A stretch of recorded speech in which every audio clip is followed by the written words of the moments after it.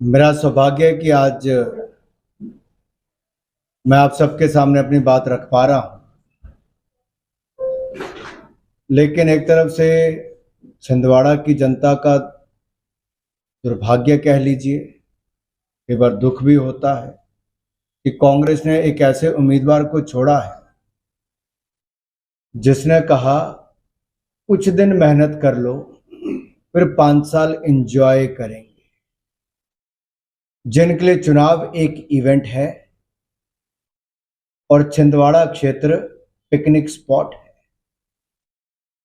और अगर उनके पिछले 5 वर्ष का कार्यकाल भी आप देखेंगे सांसद के नाते, तो पिकनिक ही मना रहे थे, क्योंकि न छिंदवाड़ा में नजर आते थे न लोकसभा में नजर आते थे। और अगर उनके रिकॉर्ड पर नजर डाली जाए तो खुद छिंदवाड़ा के लोगों को लगेगा अब तो ना वोट देंगे इनको। रिकॉर्ड में आपको बताता हूं, नकुल नाथ जी का जो डिबेट होती पार्लियामेंट में, उसमें खाता ही नहीं खुल पाया। 0 डिबेट, 0, कोई डिबेट नहीं, 0, 0। और दूसरा, जो बिल पे चर्चा करनी होती तो 0, खाता नहीं खोल पाए नकुल नाथ जी। 5 साल में न किसी बिल पर बोले, न किसी महत्वपूर्ण चर्चा पे भाग लिया। कितनी बार राष्ट्रपति जी का अभिभाषण आता है, कितनी बार बजट आता है, कितनी बार अन्य महत्वपूर्ण विषयों पर चर्चा होती। 0/0। क्या इसीलिए वोट दिया था छिंदवाड़ा की जनता ने?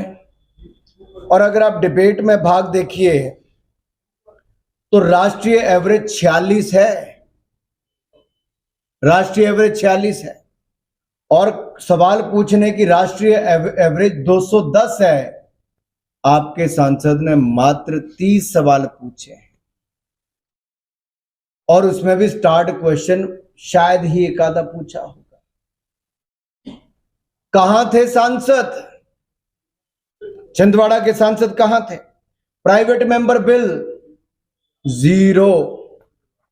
अगर आप देखेंगे एक्चुअल डिबेट, यानी कि डिबेट जो होती, चर्चा होती, 0। बिल पे चर्चा 0, प्राइवेट मेंबर बिल पे चर्चा 0। तो 0, खाता ही नहीं खुला। और ये महाशय अगले 5 साल के लिए भी कहते हैं अभी मेहनत करो, 5 साल एंजॉय करो। और इसीलिए एक के बाद दूसरा कांग्रेस का नेता उनको छोड़कर जा रहा है। मुंह पार्लियामेंट में खोला होता तो मोदी जी कुछ दे ही देते, पर जनाब खाता ही नहीं खोल पाए।